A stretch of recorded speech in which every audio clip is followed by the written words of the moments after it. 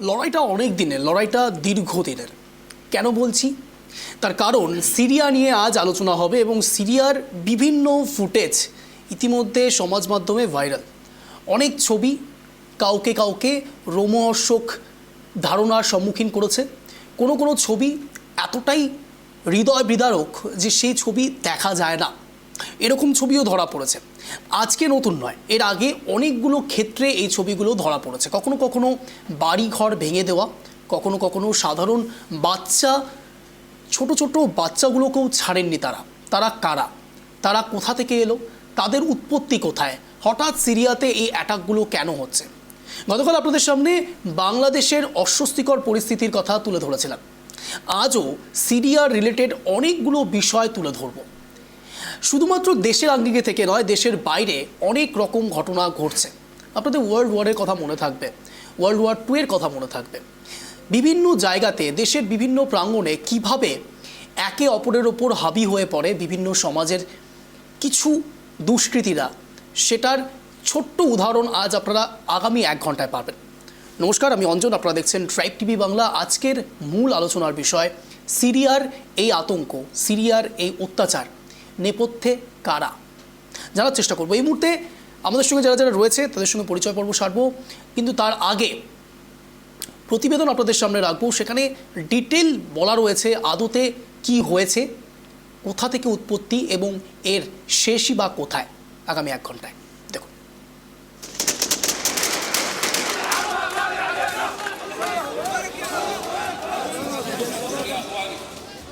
বারো দিনের সিরিয়ার অভিজ্ঞতা আসাদের 50 বছরের ইতিহাস বদলে দিয়েছে বিদ্রোহী গোষ্ঠী। 27 নভেম্বর থেকে 8 ডিসেম্বরের টানা চাপা উত্তেজনার ফসল আসাদের সিরিয়া অন্তর্ধান। সিরিয়ায় এই যুদ্ধ আজকের নয়, বহুদিন ধরেই সরকারের বিরুদ্ধে বিদ্রোহ ঘোষণা করেছিলেন বিদ্রোহী গোষ্ঠী। 2 বছর ধরে হয়ে চলা রাশিয়া ইউক্রেন যুদ্ধে সিরিয়া মিত্রদেশ রাশিয়ার ছায়া থেকে বঞ্চিত হয়েছে। যা এতদিন করতে পারেনি বিদ্রোহী গোষ্ঠী, ঠিক সেটাই করে দেখিয়েছে তারা। না, লড়াই ততটাও সহজ ছিল না। বিদ্রোহী গোষ্ঠীর ওপরেও চলেছে ড্রোন আক্রমণ চালান সিরিয়া সরকার, কিন্তু না, শেষ পর্যায়ে জয় তাদেরই। আসাদ দেশ ছেড়ে পালিয়ে যায়। কার্যত সিরিয়ায় সাধারণের মধ্যে আতঙ্ক ছড়ালেও আন্তর্জাতিক স্তরে রাশিয়া পাশে দাঁড়িয়েছে সিরিয়ার। আসাদের ডেরা এখন পুতিনের দেশে। অন্যদিকে আসাদ দেশ ছাড়তেই সিরিয়ায় আমেরিকার হানা, আইসিস ঘাঁটি লক্ষ্য করে পরপর গোলাবর্ষণ।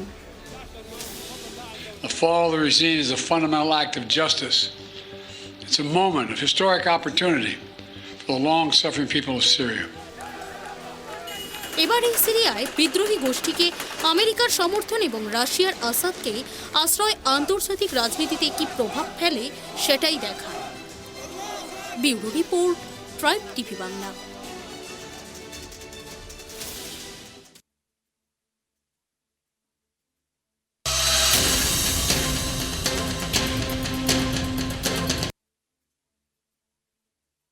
এবং এই পর্যায়ে দাঁড়িয়ে থেকে সিরিয়াতে যে ঘটনা ঘটছে তা শুধু সিরিয়াতে নয়, এর আগে যেমন সিরিয়া তাদের রাষ্ট্রনেতাকে হারাচ্ছে, একই রকমভাবে বাংলাদেশেও এই একই রকম ঘটনা ঘটেছিল ঠিক কিছুদিন আগে, আগস্ট মাস। এবং ঠিক হাসিনা সরকারের যেমন পতন হয়েছে তেমনই সিরিয়ার সরকারেরও পতন হয়েছে। সেখানে এখন বিদ্রোহী গোষ্ঠীর দাপাদাপি চলছে। কার্যত সিরিয়া এখন থমথমে, সাধারণ মানুষের মধ্যে আতঙ্ক রয়েছে। দেখার চেষ্টা করব একটু এক নজরে এই ঘটনাটার সূত্রপাত কোথা থেকে, কত তারিখ থেকে কত তারিখ অবধি এমন ঘটনা ঘটলো যার জেরে সিরিয়ার রাষ্ট্রনেতাকে তাদের রাষ্ট্র ছাড়তে হলো।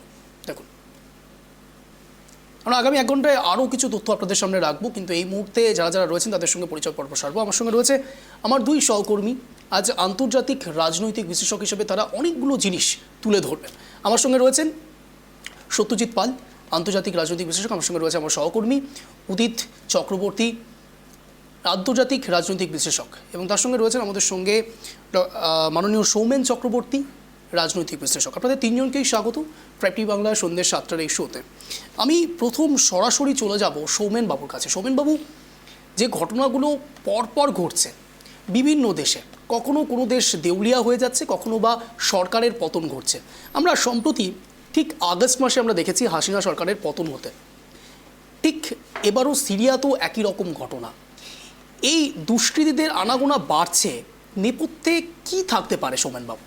প্রথমেই বলবো যে আন্তর্জাতিক সম্পর্কের যে আমাদের যে রাষ্ট্রশক্তির ভারসাম্য বলা হয়, ঠিক সেখানে দাঁড়িয়ে এই মুহূর্তে দুটি বই এবং আন্তর্জাতিক সম্পর্কের প্রথিতযশা যে রাজনীতিবিদ, তাদের দুজনের নাম আমি করতেই হয়।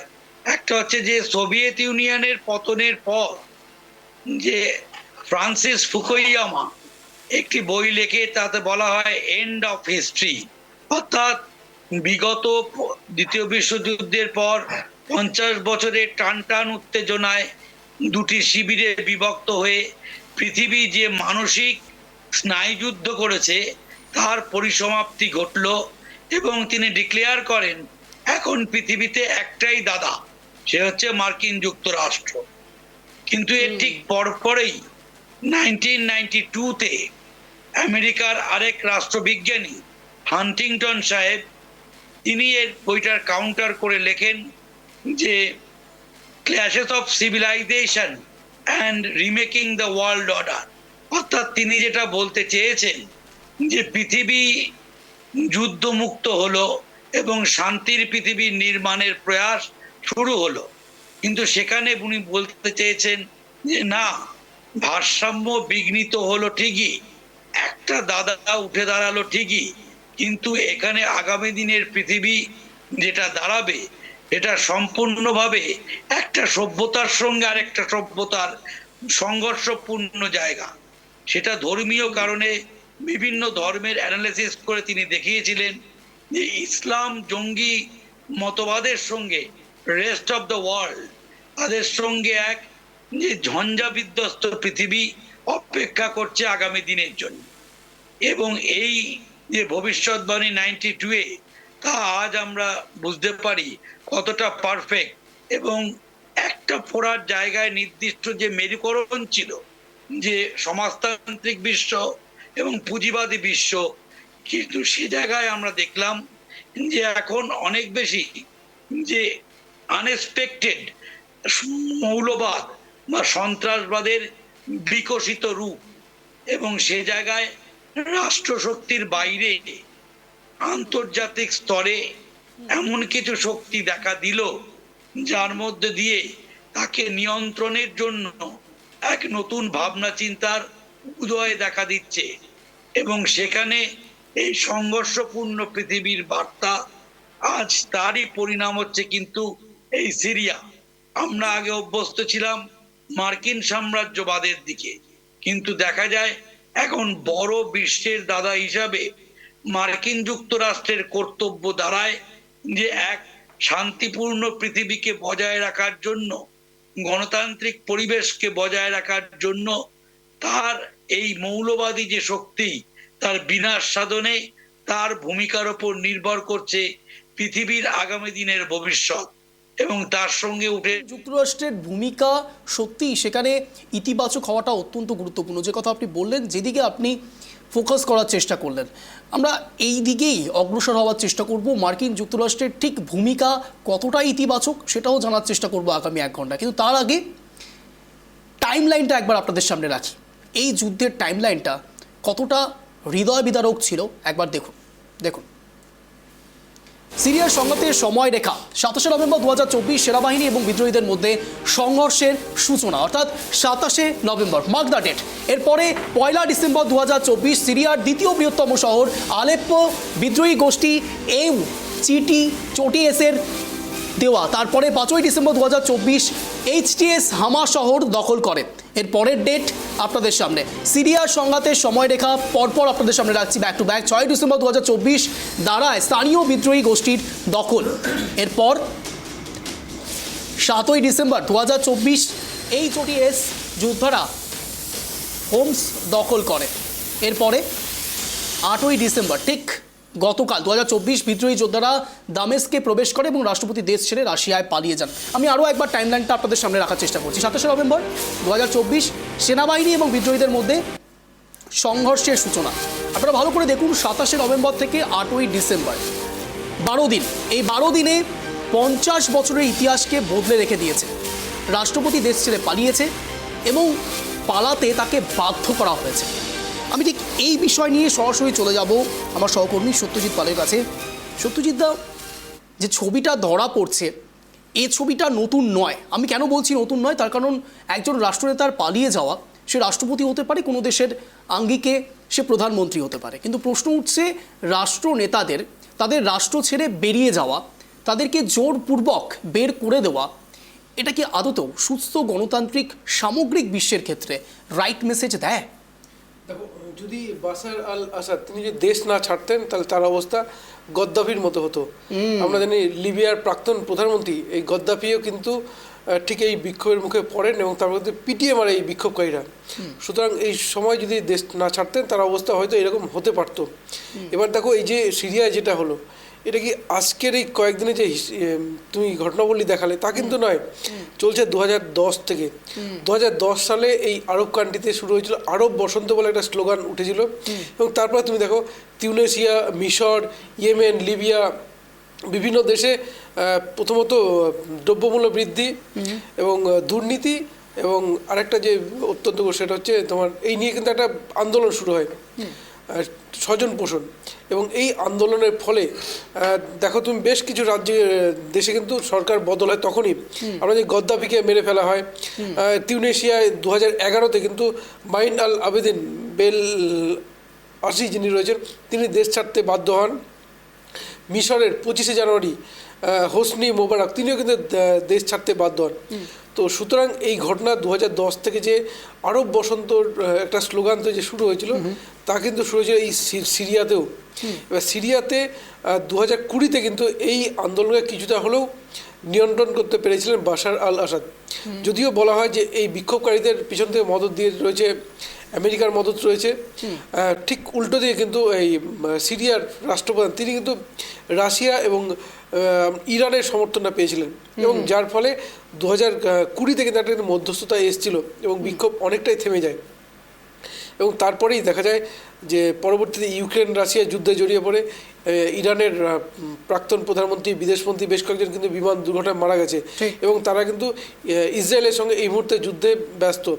তো সুতরাং যে সমর্থনটা আসছিল রাশিয়া থেকে, যে সমর্থনটা আসছিল ইরান থেকে, এটা যেন কোথাও যেন কমে যায়, এবং যার ফলেই কিন্তু কিছুটা হলেও একা হয়ে পড়েন এই সিরিয়া, এবং যার ফলেই বিক্ষোভকারীরা একের পর এক শহর দখল করেছে, দখল করার পরেই শেষ মুহূর্তে দেশ ছাড়তে বাধ্য হয়। আমি বলছি সত্যজিৎ, যে গণতান্ত্রিক দেশগুলোতে, প্রত্যেকটি গণতান্ত্রিক দেশে সবার নিজস্ব মতামত থাকতে পারে, সে প্রসঙ্গে রাষ্ট্রনেতা তাকে দেশ ছাড়তে হচ্ছে কিছু অসামরিক শক্তি কিংবা বলা যেতে পারে অসঙ্গতিপূর্ণ শক্তি, যারা হঠাৎ করেই তাদের এই চালচলনকে একটু বদলে দিয়ে রাষ্ট্রনেতাদের ওপর হামলা করা।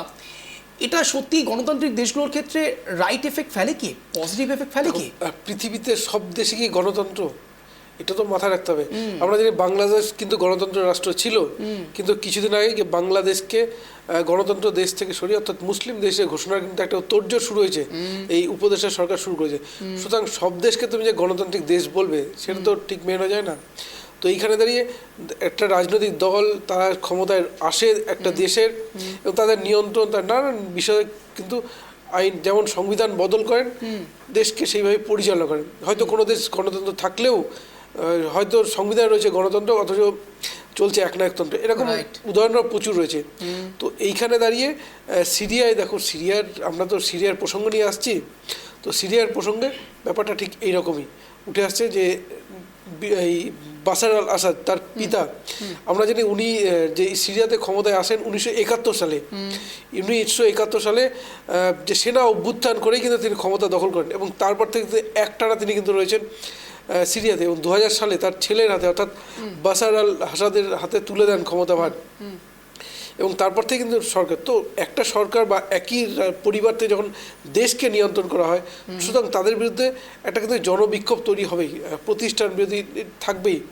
এবার সেইখানে দেখো এই বাশার আল আসাদ বলো বা হাফেজ আল আসাদ, তারা যেভাবে নিয়ন্ত্রণটা করতেন সিরিয়াকে, তো একটা কিন্তু একনায়কতন্ত্র বলা যেতেই পারে, কারণ একই পরিবারের হাতে ছিল ক্ষমতাটা। অর্থাৎ গণতন্ত্র বাদ দিয়ে তুমি বলছো যে একনায়কতন্ত্র। আমি এই প্রসঙ্গ নিয়ে সরাসরি চলে যাব আমার সহকর্মী উদিতদার কাছে। উদিতদা, এই বিষয়টিও অত্যন্ত গুরুত্বপূর্ণ যা বললেন সৌমেনবাবু বলছেন যে মার্কিন যুক্তরাষ্ট্রের ভূমিকা নিয়ে। আমি বলছি সিরিয়ার সঙ্গে মার্কিন যুক্তরাষ্ট্রের ঠিক কীভাবে সম্পর্ক, এবং মার্কিন যুক্তরাষ্ট্র ঠিক কতটা আদতেও ইতিবাচক ভূমিকা পালন করলে পরে সিরিয়ায় হয়তো এরকম ঘটনা ঘটতো না, কিংবা আমি বলছি বাংলাদেশেও এরকম কোনো ঘটনা ঘটতো না। আমি দর্শকদের উদ্দেশ্যে একটু জানার চেষ্টা করবো উদিতদা। দেখো অঞ্জন, প্রথমেই বলি সিরিয়া আর রাশিয়া আর ইরানের পরম বন্ধু হলো সিরিয়া, আর আমেরিকা রাশিয়ার মানে অতটা বন্ধুত্ব থাকে না একসাথে। তো যেহেতু রাশিয়ার উল্টা আমেরিকা, ওই জন্য আমেরিকা চাইবে যে রাশিয়াকে কীভাবে মানে পরাস্ত করা যায়। তো এইভাবে যে সিরিয়া বলো বাংলাদেশ বলো এই ছোট ছোট দেশগুলোকে মানে দখল করে নেওয়ার, বিরোধীদের যাতে দখল করে নিতে পারে এটাই আমেরিকা চেষ্টা করে।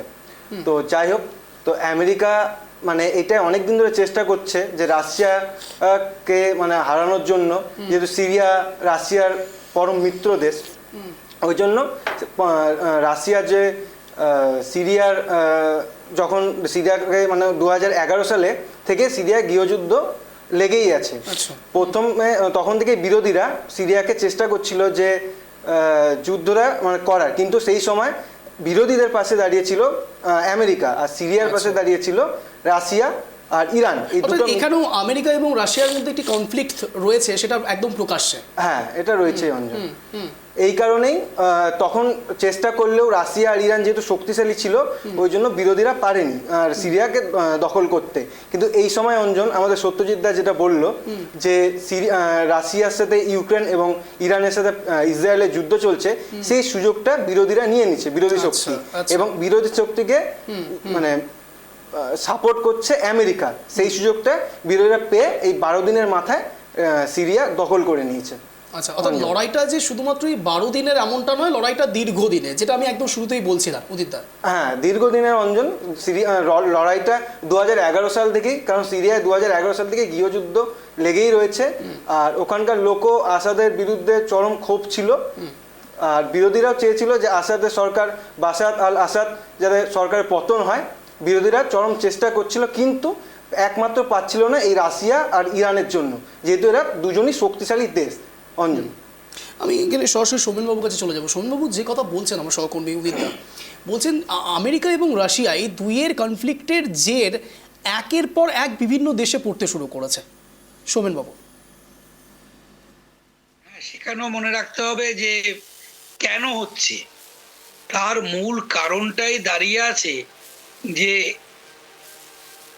তৈল সম্পদ আহরণের জন্য সারা পৃথিবী জুড়ে যে প্রতিযোগিতা শুরু হয়েছে একাধারে, আরেকটা হচ্ছে যে বিশ্বায়নের অর্থনীতি। এই অর্থনীতির মধ্য দিয়ে যেমন মার্কিন কর্তৃত্ববাদ, সেটা যেমন একচ্ছত্রভাবে রাশিয়াকে মানে সোভিয়েত ইউনিয়নের ডাউনফলের পরে এই মার্কিন একচ্ছত্রবাদ যেমন সারা পৃথিবীকে গ্রাস করতে চেয়েছে, বিশেষত তার তৈল সম্পদগুলিকে, সেটা সুদূর আরব থেকে শুরু করে এবং আফ্রিকা পর্যন্ত তার প্রসারিত থাবা। সেখানেই বলা যায় একটা আধিপত্যবাদ, বা যেটাকে আমরা বলি রাষ্ট্রবিজ্ঞানের ভাষায় হেজিমনি, সেই যে হেজিমনির কাউন্টার হেজিমনি, অর্থাৎ আধিপত্যবাদের বিরুদ্ধে আরেকটা ছোট পকেটে পকেটে হলেও তার বিরুদ্ধাচরণের জন্য কতগুলো কাউন্টার ফোর্সের জন্ম হয়। এই এবং আন্তর্জাতিক ক্ষমতার রাজনীতিতে আমরা যেটা বলি, এই পকেটগুলো থেকে পরে আস্তে আস্তে এদের মধ্যে হয় ধর্মের কারণে কিংবা তাদের এথনিক, যেটা বলা হয় এথনিসিটি বা ট্রাইবস, সেই ছোট ছোট কারণে দলীয় গোষ্ঠীতে আইডেন্টিটি পলিটিক্সের বিস্তার লাভ করে। আত্মপরিচিতির রাজনীতি, এই আইডেন্টিটি পলিটিক্স কালক্রমে কিন্তু একটা বলা যায় ভয়ানকভাবে কাউন্টার ফোর্সের দায়িত্ব পালন করে, এবং সেগুলো ওই মালার পুঁথিবন্ধনের মতো একটার সঙ্গে একটা মিলে একটা পাল্টা শক্তির জন্ম দেয়। ঠিক একই রকম ভাবে সেগুলো ভালো কিংবা মন্দের থেকেও আমরা যেটা আলোচনা করছি কেন গণতান্ত্রিক নয়, তার কারণ এখানে ক্ষমতা অর্জন প্রক্রিয়া, ক্ষমতাকে জিয়ে রাখার মাধ্যম, উভয়টাই একটা ফিউডাল কালচার, অর্থাৎ সামন্ততান্ত্রিক মনোভাবাপন্ন একটা ক্ষমতা কেন্দ্রিকতার যে কালচার, সেটা অটুট থাকে। তার ফলেই তার মধ্যেই বংশ পরম্পরার একটা ঝোঁক থাকে। এর ফলে মনে হয় এরা যত রাজ্যের যে ক্ষমতাকে ধরে রাখার জন্য শেষ অবধি চেষ্টা করে। এর ফলে এই সময়কালেই তারই মধ্যে একটা পাল্টা শক্তির জন্ম হয় এবং একই রকমভাবে দেশের মধ্যে এই কাউন্টার শক্তিটাকে আবার হাতিয়ার করে আন্তর্জাতিকভাবে যারা সম্পদ লুঠেরা আছে বা আন্তর্জাতিকভাবে যারা এই সাম্রাজ্যবাদী নীতিকে সমর্থন করে বা সমর্থক বা সাম্রাজ্যবাদকে যারা জিয়ে রাখতে চায়, সেই লুঠেরার দল কিন্তু এদের সঙ্গে জয়েন হয়। এর ফলেই আন্তর্জাতিকভাবে একটা এই যে সংঘর্ষময় পৃথিবীর জন্ম হয়েছে। বড় কথা যে এই তৈল পদার্থের যেভাবে আমদানি রপ্তানির বিষয়টি আপনি তুলে ধরার চেষ্টা করলেন, আমি দর্শকদের উদ্দেশ্যে একটু জানানোর চেষ্টা করবো। অনেকেই হয়তো ভাবতে পারেন যে হঠাৎ সিরিয়া নিয়ে কেন আলোচনা করতে বসলো ট্রাইব টিভি বাংলা। শুধু সিরিয়া কিংবা বাংলাদেশ পার্টিকুলার নয়, বিষয়গুলো বুঝতে হবে। তার কারণ আন্তর্জাতিক স্তরে যা এফেক্ট ফেলে, সেই আন্তর্জাতিক স্তর থেকে ভারতে আমাদের এই দেশে কতটা এফেক্ট পড়ে কিংবা আমাদের এই দেশের কূটনৈতিক পলিসি কী থাকে, সেটাও অত্যন্ত গুরুত্বপূর্ণ দেশের মানুষের জন্য। আমি ঠিক এই প্রশ্ন নিয়ে সরাসরি চলে যাব আমার সহকর্মী সত্যজিৎদার কাছে। সত্যজিৎদা, সিরিয়াতে যুদ্ধ হচ্ছে, সাধারণ মানুষের কেন ইন্টারেস্ট থাকবে? সাধারণ মানুষ কেন ভাববে সিরিয়াতে কি হচ্ছে? তার কারণ ভারতবর্ষে তার সঙ্গে কতটা রিলেটেড এই বিষয়গুলো, সেটা একটু জানার চেষ্টা করব। এই যে বিক্ষোভ রয়েছে, এগুলো তো কোনো গণতান্ত্রিক প্রক্রিয়া নয়। যদি গণতান্ত্রিক প্রক্রিয়া হতো বা এই পরিবর্তনটা গণতান্ত্রিকভাবে হতো, তাহলে হয়তো কোনো নির্বাচন হতো। কিন্তু এখানে পুরোপুরি হয়েছে কিন্তু জোর জবরদস্তি, যে একটা সরকার বসে রয়েছে তাকে বদলে দেওয়া, তাকে পাল্টানো, জোর করে হটিয়ে দেওয়া। এবং যা কিন্তু যে প্রথমে বললাম যে আরব, একটা কথা বললাম, আরব বসন্ত যে শুরু হয়েছে 2010 থেকে, এবং তখন থেকে কিন্তু এই প্রক্রিয়া চলে আসছে। এবার বিষয়টা হচ্ছে যে তার কি প্রভাব। দেখো, একটা দেশে যখন এরকম হিংসাত্মক পরিস্থিতি তৈরি হয়, ঠিক সেই হিংসাত্মক ঘটনা দেখে কিন্তু অনেক অনুপ্রাণিত হতে পারে। কারণ জঙ্গি গোষ্ঠী আজকে শুধু একটা দুটো দেশের মধ্যে সীমাবদ্ধ নয়, বিশ্বের প্রত্যেকটা দেশে ছড়িয়ে রয়েছে। তো সুতরাং এর পেছনে যদি বিভিন্ন জঙ্গি গোষ্ঠী বা যদি বলি আমরা হিংসাত্মক কোনো গোষ্ঠীর সমর্থন থেকে থাকে, তো তারা তো অনুপ্রাণিত হবেই।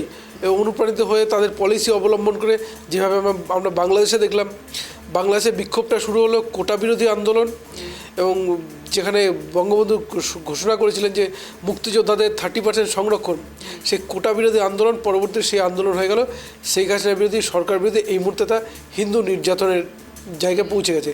তো সুতরাং অনুপ্রাণিত হয় কেউ ভালো জিনিস দেখে অনুপ্রাণিত হয়, কেউ খারাপ জিনিস দেখে অনুপ্রাণিত হয়।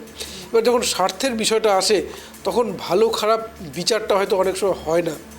কারণ এই যে তেলের যে কথা উঠে আসছে, দেখো আরব দুনিয়ায় আমরা সবাই জানি যে তেল আমদানি সব থেকে বেশি এখান থেকেই হয়, এবং সারা বিশ্বকে কিন্তু তারাই তেল রপ্তানি করে থাকে। এবং তার আমরা জানি বিশ্বের বড় বড় দেশ, প্রভাবশালী দেশ যদি বলো, আমেরিকা হোক, বা তারাই কিন্তু অনেকটা তার সুসম্পর্ক রেখেই কিন্তু তারা চলে। এবং সুসম্পর্ক না হলে তার পরিস্থিতি যে গদ্দাফির মতন হতে পারে, এই যে বাশার আল আসাদের মতো হতে পারে। তার কারণ শুধুমাত্র যে সিরিয়া বা ইরান বা শুধু একটা দুটো দেশ নয়, অনেকগুলো, হয়তো পার্শ্ববর্তী কোনো দেশের সঙ্গে এদের যোগাযোগ রয়েছে, বা বিরোধী গোষ্ঠীকে মদত দেওয়া। শুধু এক দেশ আরেক দেশ যেমন বিরোধী, ঠিক সেই দেশের অভ্যন্তরে যে বিরোধী গোষ্ঠী রয়েছে তাদেরকেও কিন্তু মদত দেওয়ার একটা প্রক্রিয়া চলে, এবং যার ফলেই কিন্তু এই হিংসাত্মক জায়গাগুলো চলেছে। এবার ভারতবর্ষের কূটনৈতিক ক্ষেত্রে যদি বলি, দেখো ভারতবর্ষ এই মুহূর্তে 5th ইকোনমিক কান্ট্রি বিশ্বের। তো সুতরাং সেই জায়গায় দাঁড়িয়ে ভারতবর্ষ কিন্তু এই যে ইউক্রেন, ইসরায়েল, আমরা যে ভারতের পরম বন্ধু রাষ্ট্র, কিন্তু ইসরায়েল ইরানে যখন যুদ্ধের পরিস্থিতি তৈরি হয়, তখন কিন্তু ইরান কিন্তু ভারত সরকারের পক্ষে একটা সমর্থন আদায় করেছিল, দাবি করেছিল। এবং সেই কারণে দেখো ভারতের অবস্থাও কিন্তু স্পষ্ট। একদিকে ইসরায়েল পরম বন্ধু, কিন্তু ভারত কিন্তু বরাবরই একটাই বার্তা দিয়ে আসছে, তারা শান্তির পক্ষে, যুদ্ধের বিরুদ্ধে। তো কূটনৈতিক দিক থেকে বিষয়টা আসছেই। এবার তেল আমদানি রপ্তানি ক্ষেত্রে শুধুমাত্র সিরিয়া বা ইরানের উপর নির্ভরশীল নয়, আমরা জানি রাশিয়া থেকেও ভারত তেল আমদানি করছে। তো এই ব্যবসা বাণিজ্যের বিষয়টা নানা দেশের মধ্যে সীমাবদ্ধ থাকে, এবং কোনো দেশে যখন সরকার বদল হয় সেই দেশের সঙ্গে চুক্তি বা যেগুলো থাকে সেগুলো কিন্তু সরকার বদলেই সরাসরি উল্টে দিতে পারে না, যেটা বাংলাদেশ অবশ্য করছে। মোহাম্মদের সরকার এসেই অনেক কিছু বাতিল করার চেষ্টা করছে, কিন্তু এটা কিন্তু আন্তর্জাতিক আইনের ক্ষেত্রে যখন যায় তখন কিন্তু ঠকে যাবে বাংলাদেশ। তো কূটনৈতিক বিষয়গুলো যেগুলো চুক্তি বা যেভাবে নিয়ন্ত্রণ হয়ে আসছে, পরিচালিত হয়ে আসছে, সেরকম চলাটাই নিয়মের মধ্যে পড়ে। আমি আগে বুঝতে পারছি ব্যবসা, অর্থনীতি এবং বিশেষ করে রাষ্ট্রনেতার বদল, এই প্রত্যেকটি ফ্যাক্টর কাজ করছে। আমি একটু বোঝার চেষ্টা করছি। আমি সরাসরি উদিতদার কাছে চলে যাবো। উদিতদা, ব্যবসা অর্থনীতি যেমন চলছে তার সঙ্গে সঙ্গে রাষ্ট্রনেতার বদল ঘটছে, অর্থাৎ আমি যদি সম্প্রতি ভেবে থাকি, একটু যদি জানার চেষ্টা করি, সেখানে স্পষ্টত জো বাইডেন পরিবর্তন হয়েছেন এবং সেখানে ট্রাম্প এসছেন।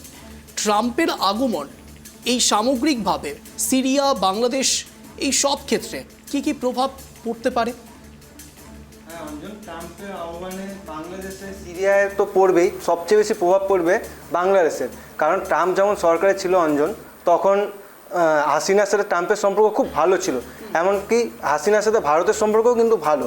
এদিকে ভারত চাইবে যে হাসিনা যাতে প্রধানমন্ত্রী আবার বাংলাদেশে হয়, মানে ফেরত পাঠানোর চেষ্টা করবে ভারত। এদিকে এই জন্য ট্রাম্প চেষ্টা করবে যে হাসিনা যাতে বাংলাদেশের প্রধানমন্ত্রী হয়। আর সিরিয়ার ক্ষেত্রেও কিছুটা প্রভাব পড়বে অঞ্জন, যেহেতু ট্রাম্প হলো সিরিয়াতেও চাইবে, যে ট্রাম্প মানে যুদ্ধ সহজে চায় না, এটাই অঞ্জন। আমি একটা টেক্সট প্লেট আপনাদের সামনে রাখবো। সিরিয়ার ওপর কার নিয়ন্ত্রণ রয়েছে জানার চেষ্টা করবো। দেখুন টেক্সট প্লেটটা দেখুন।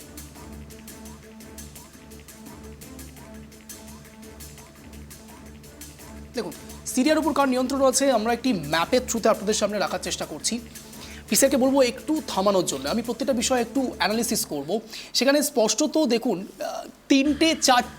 চারটে গ্রাফ আমরা দেখানোর চেষ্টা করছি, যেখানে সিরিয়ান বিদ্রোহী বাহিনী, আসাদ সরকার, কুর্দি সিরিয়ান ডেমোক্রেটিক ফোর্সেস এবং হায়াত তাহরির আলসাস HTS, এবং অন্যদিকে ISIS, এবং অন্যদিকে গোলান হাইটস ইসরায়েল। ডেটটা ভালো করে খেয়াল করুন, 26শে নভেম্বর 2024। কী হয়েছিল? এই যাবতীয় বিষয়টিই রয়েছে একটু জলঘোলা অবস্থায়। তার কারণ এই সিরিয়াতে আপনাদের সামনে কিছুক্ষণ আগেই যেই ডেটা রাখছিলাম, যেখানে 12 দিনের হিসেব ছিল, এই 12 দিনে এই ফোর্সেসরা, বিশেষ করে HTS বাহিনী, বিশেষ করে এই বিদ্রোহী শক্তি বাহিনী যারা রয়েছে, তারা একের পর এক বিভিন্নভাবে সিরিয়ার সরকারকে ডমিনেট করবার চেষ্টা করেছে। সিরিয়ার ওপর কার নিয়ন্ত্রণ আছে দেখুন, সেই ছবিটা আপনাদের সামনে রাখার চেষ্টা করছি। এবার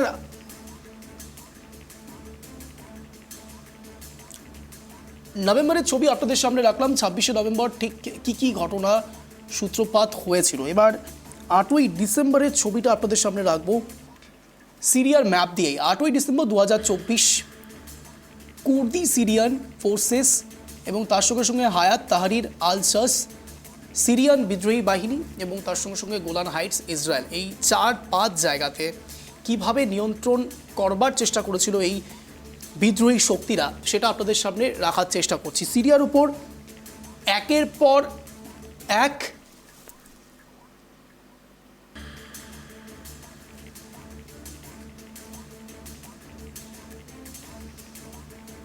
পর এক বিস্ফোরণের মতো অবস্থা। তার কারণ সিরিয়াতে যে ঘটনাগুলো ঘটছিল গত কয়েক দিন ধরে, বিশেষত 12 দিন, আমি এই কথাটাকে কেন হাইলাইট করছি, তার কারণ 12 দিনে 50 বছরের ইতিহাসকে বদলে দিয়েছে এই বিদ্রোহী শক্তিরা। দুটো ছবির ডিফারেন্স নিশ্চয়ই আপনারা বুঝতে পারছেন, যেখানে একদিকে 26শে নভেম্বর এবং অন্যদিকে 8ই ডিসেম্বর, কীভাবে বিদ্রোহী শক্তি ধীরে ধীরে তাদের শক্তি বাড়িয়েছে এবং সিরিয়ার সরকারকে এক প্রকার পতন করেছে। আপনাদের আরও জানিয়ে রাখবো, এই সিরিয়ার সরকার শুধুমাত্র সিরিয়ার সরকারের ওপর এই ডমিনেশনটা হয়েছে এমনটা কিন্তু নয়। সিরিয়ার সরকারও ড্রোন আক্রমণ করেছিলেন তাদের ওপরে, কিন্তু তাতে কোনো লাভ হয়নি। সিরিয়ার সরকার পতন হয়েছে। 50 বছরের ইতিহাসকে বদলে দিয়েছে এই বিদ্রোহী শক্তি। আমি এখান থেকে সরাসরি চলে যাব সৌমেনবাবুর কাছে। সৌমেনবাবু, আমরা দুটো ম্যাপ দেখিয়েছি, দুটো ম্যাপের মধ্যে নিশ্চয়ই আপনিও খেয়াল করেছেন 26শে নভেম্বর এবং 8ই ডিসেম্বর, এই দুদিনে কিভাবে বিদ্রোহী শক্তি আমি 26শে নভেম্বর এবং 8ই ডিসেম্বর স্পেসিফিক্যালি এই জন্য বলছি, তার কারণ এর মাঝে অনেকগুলো সিনারিও রয়েছে, অনেকগুলো ঘটনা প্রবাহ রয়েছে। এই 12 দিনের মাঝে কিভাবে বিদ্রোহী শক্তি তাদের শক্তিটা বাড়ালো এবং সিরিয়ার সরকারকে এক প্রকার পতন করে দিল, সৌমেনবাবু। 12 দিনের যেটা বলছেন, 12 দিনের মধ্যে তো এই শক্তিটা কিন্তু পুঞ্জীভূত হতে থাকে, সেটা কিন্তু অনেক আগে থেকেই বলা যায়। সেটা কিন্তু যে একটা হয়তো চরম মুহূর্তে এসে আমরা বদলটা যখন খুব র্যাপিডলি দেখতে পাই, ওটা অনেকটা আগ্নেয়গিরির অগ্নিৎপাতের মতো। কিন্তু তার মধ্যে যে আমরা বলি যে ছাই চাপা যে আগুন, সেই যে মানে অর্থাৎ সিরিয়ার যে গভর্নমেন্ট চলছিল তার যে গ্রহণীয়তা, কেন আমরা বারবার বলছি যে গণতান্ত্রিকতা, অর্থাৎ এই সরকারগুলো গড়ে ওঠা এবং স্থায়ীকরণের প্রক্রিয়ার মধ্যে গণতান্ত্রিকতার যে আদর্শ তার লেশ মাত্র থাকে না। তার ফলে এই সরকারগুলো যতদিন টিকে থাকে তার মধ্যেই ওই জন্মানোর সাথে সাথেই এর মধ্যে এক পতনের সময়ক্ষণ যেন একটা কালক্রমে প্যারালাল ওই ট্রাম লাইনের মতোই একই সঙ্গে চলতে থাকে। কোনো একটা ক্রসিংয়ের জায়গা পেলেই সেখানে গিয়ে একটা বিস্ফোরক পরিস্থিতি তৈরি হয় এবং একই রকমভাবে ক্ষমতা হস্তান্তরের চূড়ান্ত পর্ব ঘোষিত হয় এবং বিভিন্ন ক্ষেত্রে ব্লাডশেড হয়, রক্তক্ষয়ী অধ্যায় দেখতে পাই। আবার কিছু ক্ষেত্রে দেখা যায় যে শাসক বুঝতে পারে আমার এখানে থাকলে আমি প্রাণ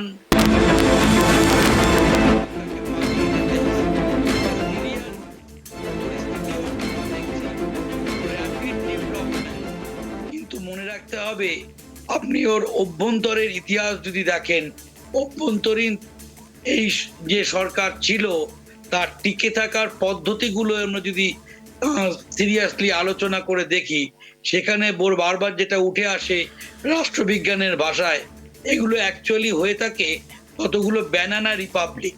অর্থাৎ কলার কাঁদি যেমন ওপর থেকে দেখতে খুব হৃষ্টপুষ্ট লাগে, কিন্তু আফটার অল কলা দুদিন রাখবেন দেখবেন পথে হয়ে যায়। তাই এদের ইনার স্ট্রাকচার এতটাই অগণতান্ত্রিক এবং এতটাই নরম যে তাকে গ্রহণীয় করার জন্য যে সাপোর্ট উইংস গুলো লাগে, গণতন্ত্রে যেটা দেখি যে শাসিতের সম্মতিতে শাসক থাকে, সেই যে শাসিত অর্থাৎ আম জনতা, তাদের এই সরকার মানে ওঠা পড়ার ক্ষেত্রে খুব কম ভূমিকায় থাকে। তার ফলে বলপ্রয়োগের রাজনীতি, মাইট ইজ জাস্টিস, এখানে জোর যার মুলুক তার, সেই নীতি এখানে মধ্যযুগীয় পন্থা একটু অন্যভাবে ফিরে আসে।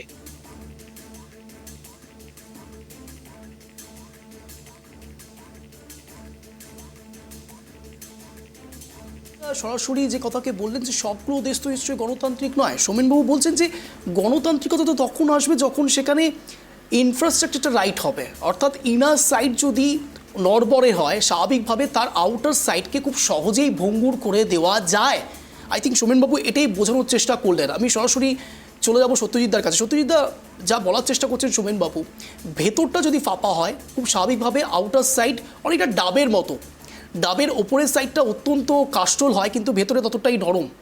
সত্যজিৎদা একদমই তাই। এই যে সরকার এইভাবে যে বদল করা, তবে মাথায় রাখতে হবে যে একটি এরা কিন্তু জনগণের দ্বারা নির্বাচিত নয়, তো স্বাভাবিকভাবেই জনগণের কাছে তারা যে জবাবদিহি করতে বাধ্য নয়, কারণ জনপ্রতিনিধিরা কিন্তু বাধ্য জনগণের কাছে। কিন্তু এই যারা এইভাবে যারা ক্ষমতা দখল করে তারা কিন্তু জোর করে যেমন আসে কিন্তু জোর করেও টিকে থাকতে চায়। তো স্বাভাবিকভাবেই কোনো জনকল্যাণমূলক হোক বা এই কোনো কিছু তাই কিন্তু কোনো যেমন আগ্রহ থাকে না, তেমন কোনো কিন্তু ইচ্ছেটাও থাকে না। ফলে স্বাভাবিকভাবেই যে কোনো কিছুতে যে জনগণ অসন্তুষ্ট হবে কি না সে নিয়ে খুব একটা মাথা ব্যথা থাকে না।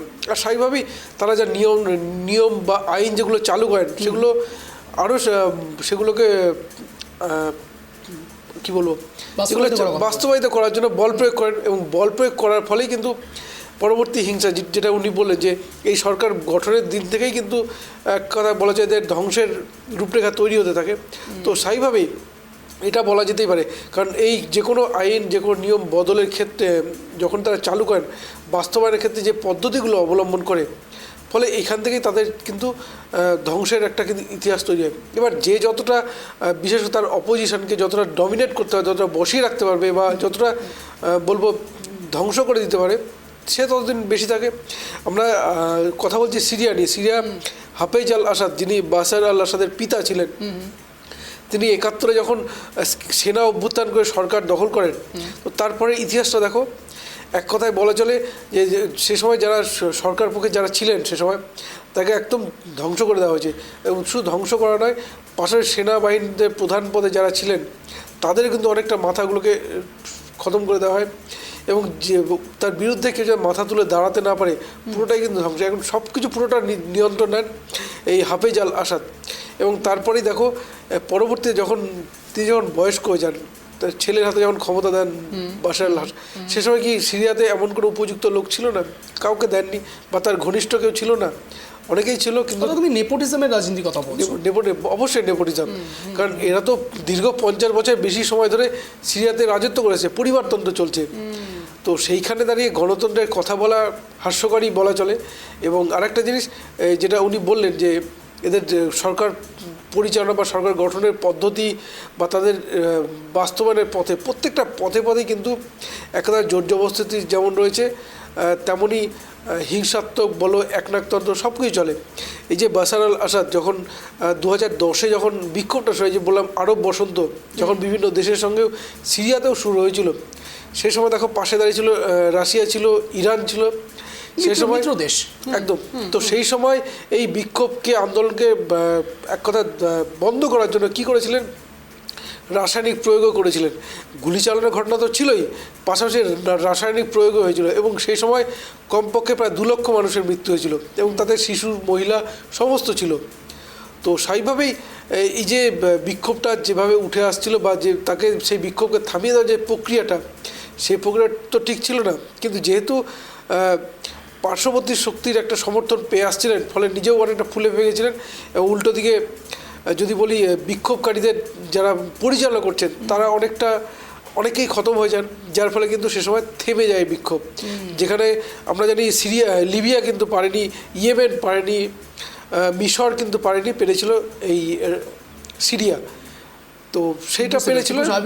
তুমি কি কথা বলতে চাইছো? সাম দাম দণ্ডভেদ, যে কোনোভাবে তার কাছ থেকে হস্তান্তর করা। আমি ঠিক সরাসরি উদিতদার কাছে চলে যাবো। উদিতদা, মূলত এখন যে ছবিটা ধরা পড়ছে, রাশিয়া ইতিমধ্যেই এই আসাদকে আশ্রয় দিয়েছে। রাশিয়া আসাদকে আশ্রয় দেওয়া, ইতিমধ্যেই সিরিয়ার ওপর আমেরিকার আক্রমণ, দুটোকে কিভাবে দেখছো? দেখো অঞ্জন, প্রথমেই বললাম যে বাশার আল আসাদ সিরিয়ার যেহেতু প্রেসিডেন্ট,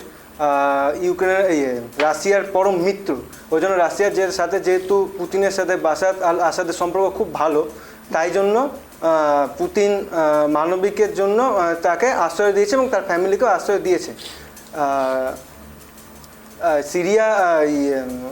রাশিয়া চাইবে যে বাশার আল আসাদ যাতে সুরক্ষিত থাকে, এটাই রাশিয়া চাইবে অঞ্জন। খুব স্বাভাবিকভাবে বোঝা যাচ্ছে রাশিয়া সিরিয়াকে যেভাবে আশ্রয় দিচ্ছে, এটা শুধুমাত্র মিত্রদের সবার জন্যই। আমি ঠিক এই টাইমলাইনের মাঝের গ্যাপটা একটু বোঝার চেষ্টা করবো। সৌমেনবাবুর কাছে যাবো। সৌমেনবাবু, যখন রাশিয়া ইউক্রেনের যুদ্ধ চলছে, অন্যদিকে ইরানও ব্যস্ত, এবং সেই পর্যায়ক্রমিক অবস্থাতেই কিন্তু সিরিয়ার উপরেই আক্রমণটা হলো। তার কারণ এতদিন ধরে সিরিয়ার উপর যে কথা আপনিও বলছিলেন, একদিনে এই আগ্নেয়গিরি তৈরি হয়নি, অনেক দিন ধরে এই ভলকানো তৈরি হচ্ছে। প্রশ্ন উঠছে, সিরিয়াকে এই সময় আক্রমণ করা যখন রাশিয়া ইউক্রেন যুদ্ধ চলছে এবং তার সঙ্গে সঙ্গে ইরানও ব্যস্ত, এই পর্যায়ে সিরিয়াকে আশ্রয়ও দিচ্ছে রাশিয়া, অন্যদিকে আমেরিকা ইতিমধ্যেই তাদের ওপর আক্রমণ করে বসেছে। দুটো ছবি কিভাবে দেখছেন? আন্তর্জাতিক রাজনীতিতে স্থায়ী শত্রু, স্থায়ী বন্ধু বলে কিছু নেই। অর্থাৎ আজকে আমার যা বন্ধু, আমার কালকে শত্রু হতে সময় লাগে না। সমস্তটাই ডিপেন্ড করছে কিন্তু আন্তর্জাতিক রাজনীতিতে তার বাণিজ্যিক স্বার্থের ওপরে। আর এই বাণিজ্যিক স্বার্থের ওপর কেন্দ্র করেই তার যে বলা হয় যে ডিপ্লোমেসি বা কূটনীতি পরিচালিত হয়। সেখানে কূটনীতির দুটো পার্ট থাকে। একটা ওপেন ডিপ্লোমেসি, একটা হচ্ছে বলা যায় যে গোপন ডিপ্লোমেসি, এই কূটনীতি।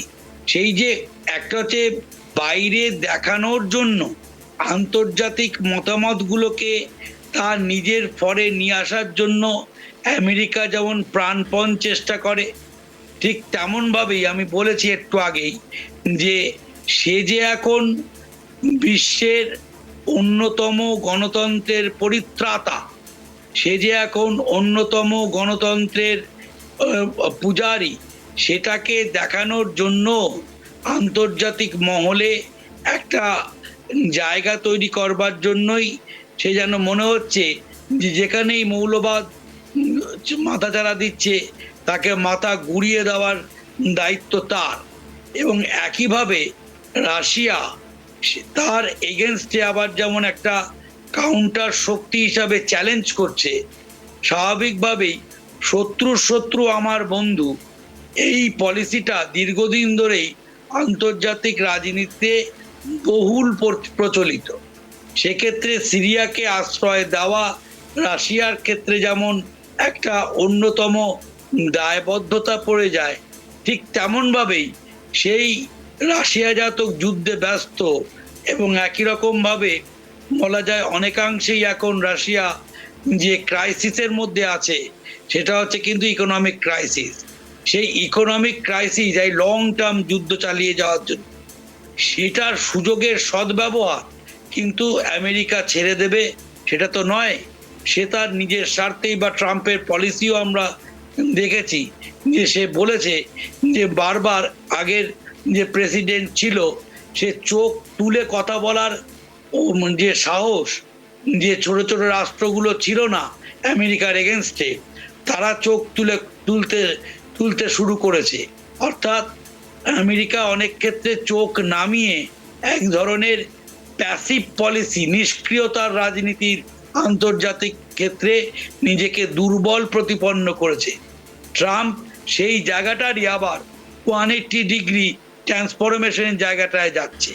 সুতরাং সেই পরিবর্তনের জায়গায় অ্যাগ্রেসিভনেস, অর্থাৎ একটা বলা যায় যে আমি আবার ফিরে আসছি দাদা হিসাবে, এটা দেখানোর জন্য কিন্তু আমেরিকা পুনরায় এই যুদ্ধের যে জায়গায় তৈরি হয়েছে সেই জায়গাটায় পরিত্রাতা হিসাবে উঠে আসবে, এটাই স্বাভাবিক। এই প্রসঙ্গটি নিয়ে সরাসরি আমি সত্যজিৎদার কাছে চলে যাবো। সত্যজিৎদা, যেটা বলছেন সৌমেনবাবু যে আমেরিকা নিজেকে দাদা প্রমাণ করার একটা চেষ্টা, অর্থাৎ সবথেকে বড় প্রশ্ন এই মুহূর্তে ট্রাম্প যখন নির্বাচিত হচ্ছেন তখন ব্রিক্স নিয়ে সরাসরি এক প্রকার টার্গেট করেছেন প্রত্যেকটি দেশকে, ব্রিক্সের অন্তর্গত এই প্রত্যেকটি দেশকে নিজেকে দাদা প্রমাণ করবার একটা চেষ্টা, এবং আন্তর্জাতিক স্তরে সমগ্র তাবড় নেতাদের সঙ্গে একসঙ্গে একই মঞ্চে থাকা। এই সামগ্রিক বিষয়টা আমেরিকার প্রেক্ষাপটে এবং বিশেষ করে ভারত এই মোমেন্টে যে পর্যায়ে রয়েছে, দুটোকে কী করে ব্যালেন্স হবে? তার কারণ আন্তর্জাতিক স্তরে ভারত না পারছে এদিক করতে, না পারছে ওদিক করতে, তাহলে তো শাকের করাতের মতো অবস্থা ভারতের। না, একদমই নয়। দেখো, আন্তর্জাতিক ক্ষেত্রে ভারতের অবস্থান কিন্তু স্পষ্ট। তুমি ইউক্রেন রাশিয়া যুদ্ধ দেখো, বিশেষ করে রাষ্ট্রসংঘে যতবার এই নিয়ে কিন্তু প্রস্তাব এসেছে, ভারত কিন্তু ভারতের মতামত যুদ্ধের বিরুদ্ধেই ছিল, এবং যার নিয়ে কিন্তু কোনো দেশ, আজকে দেখো ইউক্রেন বলো বা রাশিয়া বলো, যে যুদ্ধে লিপ্ত রয়েছে প্রত্যেকটি দেশ, ইউক্রেনের আমরা জানি রাষ্ট্রপতি যিনি রয়েছেন জেনেলেস্কি, তিনিও বলেন যে মধ্যস্থতা করুন ভারতবর্ষের প্রধানমন্ত্রী। রাশিয়ার পক্ষ থেকেও কিন্তু এরকম আসে। তো সুতরাং ভারতের বিদেশ নীতি এই মুহূর্তে কিন্তু যথেষ্ট অত্যন্ত গুরুত্বপূর্ণ, এবং বলা চলে এই বিদেশ নীতির জন্য এখনও তেমন কিন্তু সেভাবে বেকায়দা পড়েনি যদি বলে চলে। আরেকটা জিনিস তোমাকে যোগ করবো, একটু এগিয়ে রেখেই বলি, যে যখন ইউক্রেন রাশিয়া যুদ্ধ শুরু হয়, রাশিয়াকে ইকোনমিকভাবে বিশেষ করে আরও বেশি ধ্বংস করার জন্য আমেরিকা একটা পদ্ধতি নিয়েছিল যে কোনো দেশ যেন রাশিয়া থেকে তেল আমদানি না করে। কিন্তু সে সময় রাশিয়া যেমন ভারতকে অফার দেয় যে তারা অল্প দামে দেবে, ঠিক তেমনই ভারত কিন্তু রাশিয়া থেকে তেল আমদানি শুরু করে। তো সেই সময় একটা বিদেশ মন্ত্রকের একটা বার্তায় দেখছিলাম যে বিদেশমন্ত্রী আমাদের এস জয়শঙ্কর তিনি স্পষ্টই বলেছিলেন যে আপনাদের তেল, রাশিয়ার তেল বন্ধ করার কারণটা কি? নিজেদের স্বার্থ, তো আমরাও আমাদের স্বার্থে রাশিয়াতে তেল নিব। এই যে পাল্টা চ্যালেঞ্জের কথাটা উঠে আসা, তো এইভাবেই কিন্তু এখন পর্যন্ত কিন্তু চলছে যে রাশিয়া থেকে ভারত যখন তেল আমদানি করে চলেছে, পাশাপাশি বিশ্বের বিভিন্ন বেশ কয়েকটি দেশ বন্ধ থাকলেও পরবর্তীতে তারা কিন্তু তাদের অবস্থান বদলেছে। এবার প্রশ্ন হচ্ছে যে ভারতের বিদেশ নীতি এই দিক দিয়ে দেখো মোটামুটি যদি বলো রাষ্ট্রসংঘ বলো বা অন্যান্য ক্ষেত্রে আমরা যদি তুরস্কের যে ভূমিকম্প বলো সেখানে ভারতের অবস্থান দেখো, ইসরায়েল বা হামাস যুদ্ধের ক্ষেত্রে, পাশাপাশি ইসরায়েল যে ইরানের মধ্যে যে যুদ্ধের পরিস্থিতি চলছে, এখানে ভারতের অবস্থান কিন্তু স্পষ্ট, তো এই নিয়ে কোনো ব্যাপার নাই। কিন্তু বিষয়টা হচ্ছে যে এই যে আন্তর্জাতিক তুমি ব্রিক্সের কথা বলে, যে ব্রিক্স দেশকে যে ট্রাম্পের যে আক্রমণ, এটা নিয়ে যদি দুটো কথা বলি তাহলে ব্রিক্স এবারের যে সম্মেলন তাতে যেটা উঠে এসছে যে ডলারের বিকল্প কোনো মুদ্রা, এটা আমেরিকার ক্ষেত্রে অত্যন্ত উদ্বেগের বলা যেতেই পারে। তার কারণ আমরা জানি বিশ্বের বিভিন্ন দেশ আমদানি রপ্তানির ক্ষেত্রে কিন্তু ডলারের ওপর নির্ভরশীল। তুমি দেখো রাশিয়া রুবেল ব্যবহার করে, ডলার নিয়ে তো তিনি বলেই ফেললেন এক প্রকার। একদম তিনি কিন্তু এই বলেছেন যে তিনি 100% শুল্ক ফাইন করবেন। তো স্বাভাবিকভাবেই দেখো রাশিয়া রুবেলে যেমন ব্যবহার করে, আমরা যদি দেখি ইংল্যান্ডে পাউন্ড ব্যবহার করায়, তো এইখানে যে বিভিন্ন দেশে বিভিন্ন কিন্তু টাকা রয়েছে, মুদ্রা রয়েছে, তো এইখানে দাঁড়িয়ে যখন কোনো দেশ বিদেশ থেকে আমদানি করতে যায় বা রপ্তানি করে তখন ডলারের উপর নির্ভর করতে হয়, এবং ডলারে তুমি জানো ডলারের একটা শুল্ক আমেরিকার পক্ষে যায়, কারণ ডলার আমেরিকারই। তো এইখানে দাঁড়িয়ে কোনো দেশ যদি বিকল্প মুদ্রা নিয়ে আসে তাহলে সেটা কিন্তু আমেরিকার অর্থনীতি একটা ধাক্কা দেবে বলাই বাহুল্য। তো স্বাভাবিকভাবেই ট্রাম্প ক্ষমতায় আসার আগেই এই ব্রিক্স গোষ্ঠীকে আক্রমণ করার প্রধান কারণ এবার যে ব্রিক্স সম্মেলন হলো সেখানে কিন্তু এই বিকল্প মুদ্রার কিন্তু প্রসঙ্গই কিন্তু উঠে আসে। বুঝতে পারছি। আমি একেবারে অন্তিম পর্যায়ে রয়েছে, আমি সরাসরি উদিতদার কাছে যাব এবং তারপরেই এই প্রোগ্রামের অন্ত হবে। আমি সরাসরি উদিতদার কাছে যাব। উদিতদা, যে প্রসঙ্গ সত্যজিৎদা বলার চেষ্টা করছেন, সামগ্রিকভাবে আমেরিকা তার শক্তি প্রদর্শন সব ক্ষেত্রেই করে আসছেন, এটা নতুন নয়। এর আগেও আমরা দেখেছি বিভিন্ন ক্ষেত্রে আমেরিকা তার শক্তি প্রদর্শন করেছে। এবারে যখনই দেখা যাচ্ছে সিরিয়ার সরকার পতন হচ্ছে তখন সেখানে আক্রমণ করছেন এবং অন্যদিকে রাশিয়া তাদেরকে শেল্টার দিচ্ছেন। প্রশ্ন উঠছে এই আমেরিকার এই শক্তি প্রদর্শন, বিশেষ করে ব্রিক্সের ক্ষেত্রে, সিরিয়ার ক্ষেত্রে, রাশিয়া ইউক্রেন যুদ্ধের ক্ষেত্রে, প্রত্যেকটি ক্ষেত্রে যেভাবে একের পর এক চিহ্ন তৈরি করছে, এরপরে ট্রাম্প আসলে সত্যি এই সবগুলো বিষয় ঠিক করা সম্ভব? দেখো অঞ্জন, সব বিষয় সম্ভব নাকি জানি না, কিন্তু রাশিয়া আর ইউক্রেনের যে যুদ্ধ চলছে সেটা ট্রাম্প আগেই বলছিল যে যুদ্ধ করে লাভ নেই, শান্তির আহ্বান জানিয়েছিল দুই দেশকেই, এমনকি ভারতও দুই দেশকেই শান্তির আহ্বান জানিয়েছে।